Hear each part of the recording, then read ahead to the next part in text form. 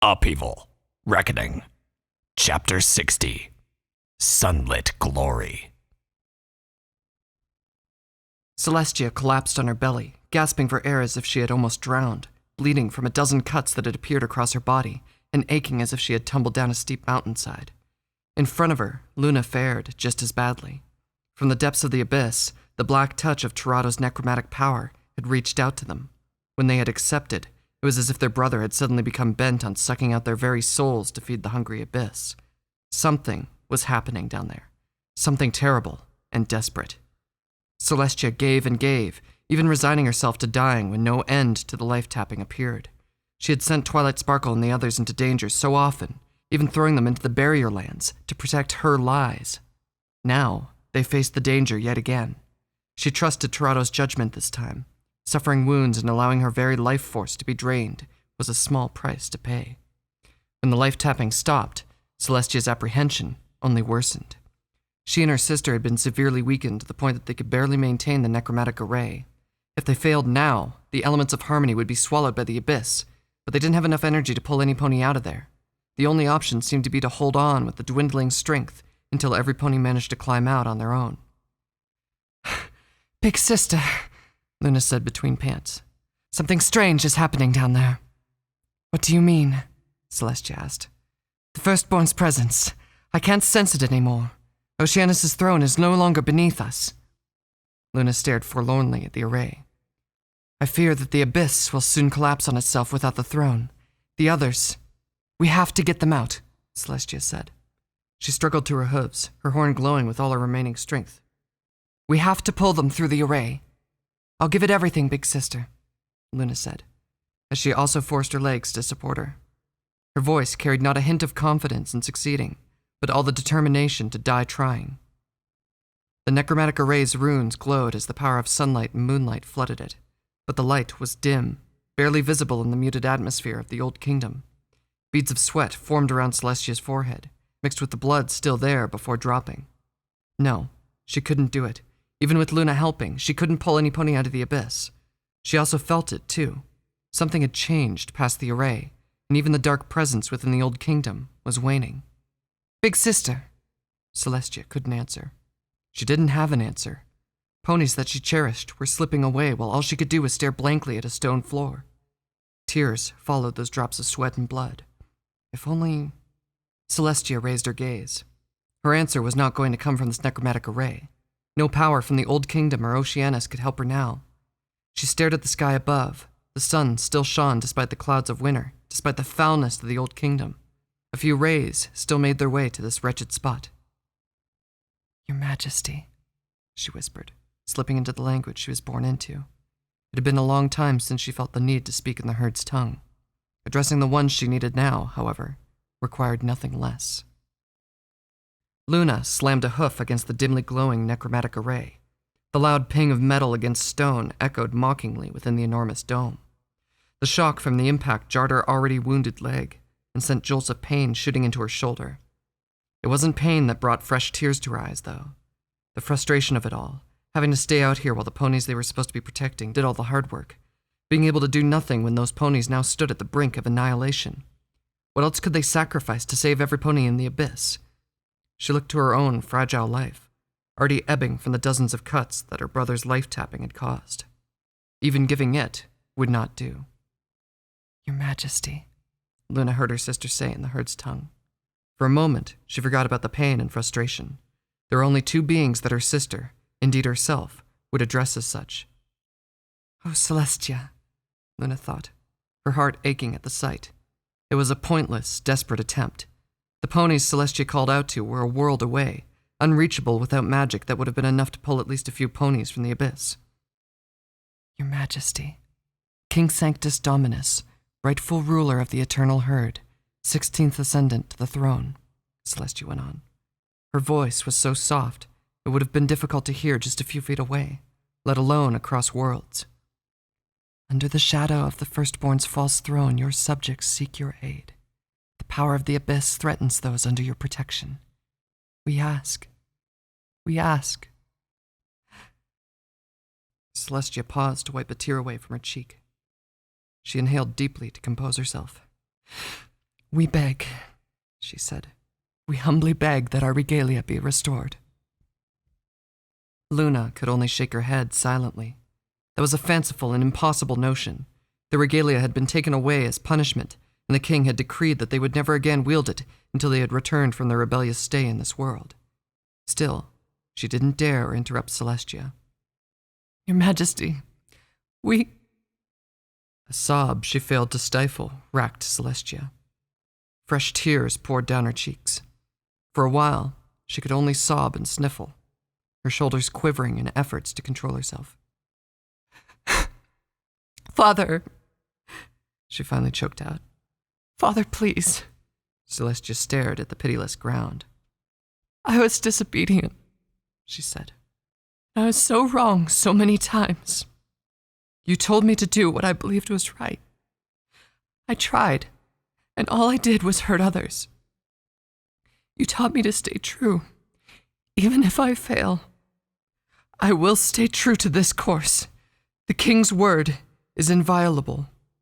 But I ask you, Father, please grant me enough strength to make things right." Celestia lifted her gaze towards the sky, to the sun still shining despite the wintry clouds and the muted atmosphere of the Old Kingdom. Her voice rose to a cry. "Grant me the strength to save those I cherish, the strength that put an end to the Void Rift crisis, the strength that cast down the false throne, Father."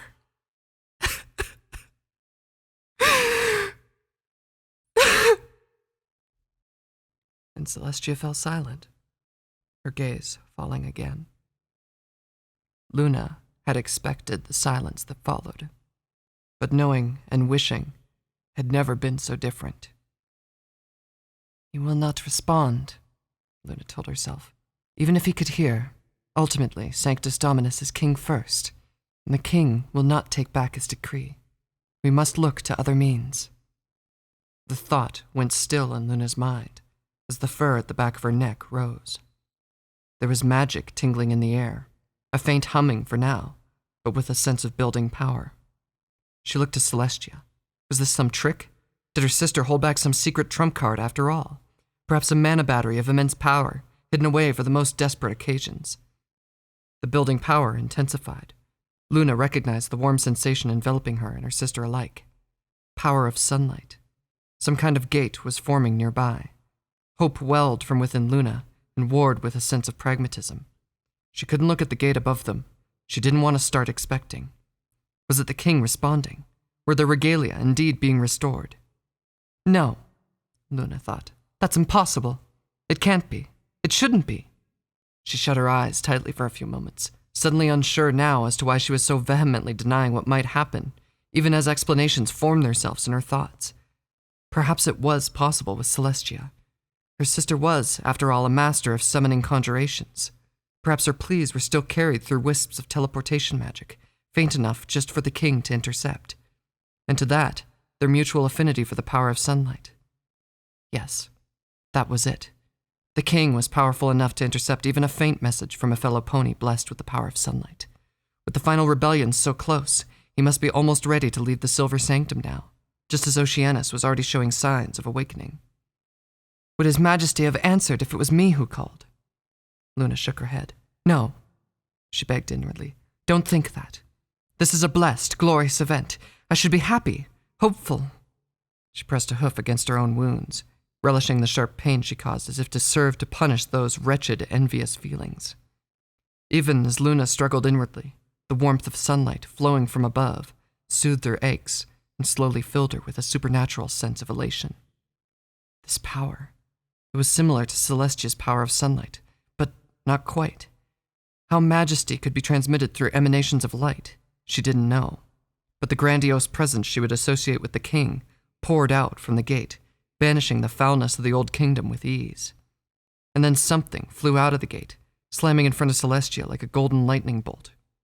Luna looked away on instinct, but the terrific flash did not hurt her eyes, nor was it followed by a deafening boom. When she looked again, her sister was staring at a brilliant aura of her regalia. Aurea Glorium. When the left blade of Sanctus Dominus shattered during the destruction of the Agamemnon, Divina Gratia had asked the royal smith, Conless Corte, to reforge the recovered 4 pieces with new metal, asking that he allow instinct to guide him into their new shapes. From the tip of the blade, this spear emerged. No seams marked the weapon. From its leaf-shaped head to its smooth shaft, it shone gold, like a solidified beam of pure sunlight, a perfect gift for the eldest princess. Though she was fiercely proud of her regalia and treasured it as the king's gift, Celestia never carried glorium in public. The sight of it next to her made her appear too warlike to her taste. Glorium had no frills about it. Here was no weapon of ceremony. Here was a weapon to bring the Princess of Sunlight's wrath down on her enemies.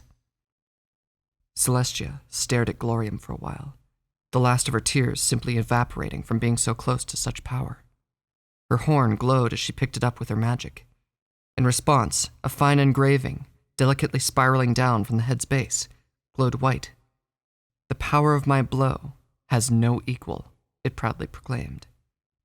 "Father," Celestia said softly. Her eyes hardened as she focused her gaze on the array. "Divina impetum!" she cried out. Aurea Glorium rose above her head, its tip erupting with golden arcs that flashed across the entirety of the Old Kingdom. It was as if a storm of sunlight cracked all around them. The soft warmth from earlier now turned into a thundering sense of wrath. It wasn't fear that sent Luna's heart hammering, but a glorious sense of anticipation. With a loud neigh, Celestia hurled Aurea Glorium into the necromantic array. Both of them flapped their wings in time as the entire floor caved in from the impact. The roaring rush of a wave of sunlight funneling after that spear's wake ruffled their feathers. Around them, large cracks spread out around the ground and the walls of the dome. The sound of rubble collapsing echoed not just within the dome, but all throughout the Old Kingdom's ruins. For now, Luna didn't mind them. The sight of that mighty throw left her breathless and giddy. For once, she felt as if they could take on Oceanus head-on, that his power of the abyss would never truly match the true strength of the herd. And as the sunlight continued to pour into the resulting hole of Celestia's strike, Luna couldn't help but look down on it eagerly. Even as the pressure crushing her from all sides increased, Twilight Sparkle still searched desperately for some kind of solution. "Make peace with this world," Prince Dorado had said. She refused. She wasn't at peace, and she never would be at peace so long as the foul shadow of Oceanus lay across Equestria. Around her, her friends looked lost, caught between accepting their eventual demise and clinging desperately to hope. Pinkie Pie caught her staring and stared back, eyes pleading for some miraculous spell. Applejack stared at what passed for the ground. This would not be the first time Applejack was this close to death. Perhaps experience left her more accepting and silent. Rainbow looked as if she was trying to push back at the collapsing space, as if an act of raw strength could do something to save them. Rarity was quietly staring morosely at her mage blades, wincing briefly once in a while as the pressure worsened. Fluttershy was staring at a distance, her ruined eye glowing softly with that strange green energy again. Was she conversing with that other thing that came out earlier, making peace with some inner creature that no pony else knew about? Twilight may never know, and it might not matter. As for the prince, he sat at a distance from them, still staring at the last spot Black Rose had been, never uttering a word since he spoke to Applejack. He didn't even flinch from the crushing pressure. The cracks in his hide oozed blood and pulsed with red light, the only sign of life coming from him. The thorns had fared worse. Sable Steel had shut down completely, her weapons broken, her suit ruined, and her limbs limp by her sides. Some of her mane had already fallen out of the mask and hit her face. She sat there as if she were dead already, with only the faint movement of her sides from breathing as the only signs otherwise. Octavia was unconscious and bloody, cradled in Lioncourt's forelegs to keep her from being crushed already. Her cello lay nearby, pulsing with red light. It was likely that whatever magic that allowed it to perform the supernatural effects of her music was struggling to keep it from being destroyed. As for Lioncourt, out of every pony in this collapsing abyss, he appeared the most ready to meet his end. He even seemed eager. There was a faint smile on his face as he shifted his gaze from Octavia to the rest of his fellows. Longstride was about as unmoving as Sable Steel, although with less dejection. While Sable Steel had collapsed, it appeared as if some pony had simply turned off whatever was keeping Longstride going. He sat there, eyes open and emotionless, refusing to move without orders, even though the only pony likely able to give them was gone. And then, in an instant, the sight of all these ponies around her vanished into whiteness. Twilight gasped. For a moment, she assumed that she had finally died, but the warmth that followed couldn't possibly be from being crushed by the collapsing abyss. The light didn't hurt, but she closed her eyes anyway. Old feelings welled up along with memories. She had felt this before. All of a sudden, she was a filly again, capering about the royal palace, excited to be learning from the Princess of Equestria herself. And there was Princess Celestia by the balcony, bathed in the light of the early morning, her smile gentle, her countenance inviting. Yet she remembered this feeling. It was the same as being cradled in the princess's wings, the same warmth, even the same fragrance. With some of the glare fading, she focused now on the figures nearby. Like her friends were cradled in the same light, their expressions caught between wonder and puzzlement. The Thorns, save for Sablesteel, who refused to budge, and the unconscious Octavia, also looked pleasantly surprised. Even Prince Tirado's stony depression temporarily cracked. He didn't glance around his surroundings, though. His gaze focused on something in front of him. Twilight followed that gaze and found a great golden spear lodged in the abyss. The light still trailing from its passage. The power of sunlight was unmistakable. Aurea Glorium, Tirado muttered. The brief moment of surprise disappeared with a snort. Now you show up. The sunlight cradling Twilight and the others did more than just comfort. It tugged at them gently but surely, pulling them towards where the throw had come from. The spear flared, and all of them set into motion, following the golden, radiant trail back to its source. Back to Equestria. The cracks continued to spread around the dome, much to Luna's discomfiture. They had to move soon, or the old kingdom was going to collapse on them. She continued to wait next to her sister, though, still confident in saving her brother and all the rest. Bits of dust fell on her mane, and small portions of the ceiling crumbled into clouds of dust. Finally, with a joyous cry from Celestia, the hole flared, and several figures emerged. "Twilight!" Celestia cried out. Twilight Sparkle was the first on her hooves, and she was embracing Celestia in an instant. The others were not far behind, at least, most of them. What remained of the Thorns did not dare join the embrace, and Tirado was simply staring at the ceiling before he locked gazes with Luna. We have to go, Tirado said. He flapped his wings and winced, fresh blood splattering on the ground. "Big brother, I'll carry you," Luna said. She had already moved to his side, appalled by the number and extent of his wounds. She had thought the effect of life tapping was bad on her, but she could still fly. He didn't look fit to walk. At her offer, she had expected him to make a sputtering refusal, but all he did was give a curt nod and a distant look. Luna looked around.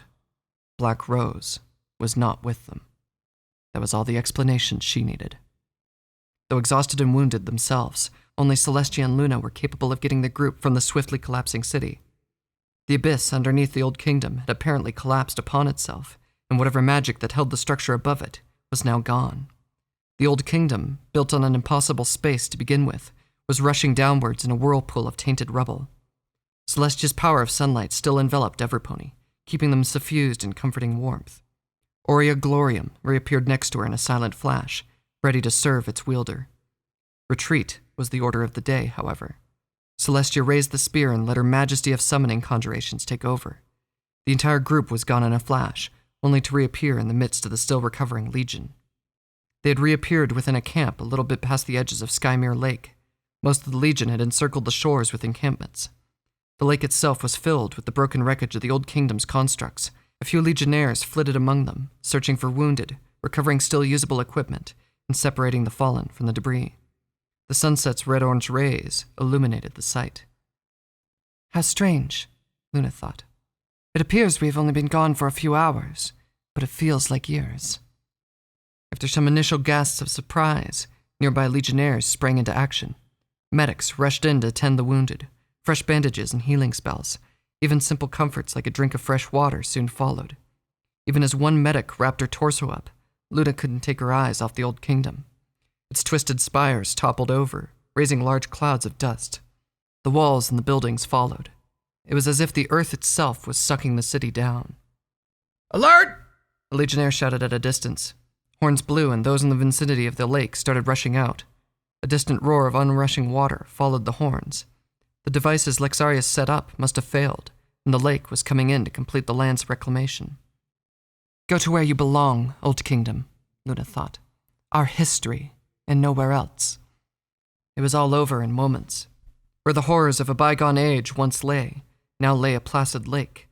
Even the ominous mirror-like sheen on the water had disappeared. For a while, all of them simply stared at the newly reborn lake. Then, a low cheer came from some pony nearby. Others picked it up until it turned into a joyous uproar. Though the Legion did not know the details, Luna could understand the elation. Every pony instinctively knew that a powerful enemy had been vanquished within that wretched place, and a danger to Equestria had been thwarted. The ones who had been inside the Old Kingdom, however, were not part of the impromptu celebration. Twilight was recounting everything that had happened to them. The other bearers were nearby, listening and adding their own thoughts and recollections to the tale. Celestia listened intently, even as the glow of her regalia dimmed and subsided. The Thorns had gathered together with Octavia, already awake. Blue Moon had joined them, and Lioncourt was making a report. They already looked halfway to disappearing. Without Black Rose, though, what else could they have planned? Luna approached her brother, who had not stopped staring at the lake. That's number 8, Torado said as soon as Luna took to his side. He had told off the medics that tried to help him, but he had taken to mending himself with bandages. For the sake of his rebellious children, the king has broken his word. Even he is not exempt to rebelling against the rule, after all. Yes, Luna said. She stared at the golden spear that Celestia had strapped to her back. In its dormant state, Aurea Glorium looked like a simple pole of gold. Perhaps it won't be long until Luna and Tirado's regalia were restored as well. This would be the 8th. The firstborn won't be long behind. For the first time since he escaped the abyss, Tirado allowed himself a brief, tight, joyless smile. Good, he said. She won't have to wait long. Animus Arkham, loyal retainer of the Eternal Herd's current royal family, walked the great hall to the Silver Sanctum, cautiously. Everything appeared normal so far, save for a lingering warmth in the air and a strange charge that made his fur tingle. The white stone floor and the walls remained undamaged. The arched ceiling showed no danger of collapse. He was among the first to notice the surge of power of sunlight erupt from this place, and he was the one, among all the stewards and elders alike, brave enough to investigate. The hall's sides were lined with statues of all those who led the herd. The right held the ascendant, the left his or her mate. What was once a brief walk had turned into quite a stroll, as each cycle brought a new occupant to this place. The first, Primus Ignis, stood proud and strong on a pedestal by the entrance. The others followed in order. 2 pairs of pedestals lay empty, however. The 6th, and whoever her mate was, had vanished from all records, even this one. And at the very end of the hall, a place was already set for the 17th. Arkham passed by them one by one, paying silent tribute each time. He paused briefly by the 4th, recalling his personal encounter with Yuste Canite, whose daughter now shared the throne. At the 16th, Arkham stopped. Mighty Sanctus Dominus, his old friend, reared up from the pedestal, 2 swords flashing, wings outstretched, and mouth open in a victorious cry. Dominus and Gratia had been too silent. The herd was in chaos as a result. The Council of Elders had foolishly granted Gravitas permission to enter the other world as a measure of security, Procol called it. Now, no word had come from Gravitas, and things appeared even more chaotic in the other world. The Council floundered with its precautions, and the royal children continued to be rebelliously set. Arkham knew that another crisis was bound to emerge, perhaps one worse than the Void Rift crisis or the First Rebellion. Suddenly, the double doors that led to the Silver Sanctum's antechamber opened. Arkham's heart leapt to his throat. There was no pony else here that could have gone ahead of him. No pony could have opened that door save for... The burst of sunlight from the smallest crack between the doors turned that apprehension to joy. Arkham fell to his knees at once, his grin wide and his heart wild. "Gird yourself, Eternal Herd," he thought. "The Lord of Sunlight rises once more." Arkham, An all too familiar voice called out from beyond the doors. The small crack grew wider now, and the sunlight made it difficult for Arkham to look directly. "Yes, Your Majesty," Arkham replied. He could scarcely contain himself. "Convene the Council of Elders. Send for my children. The silence is over."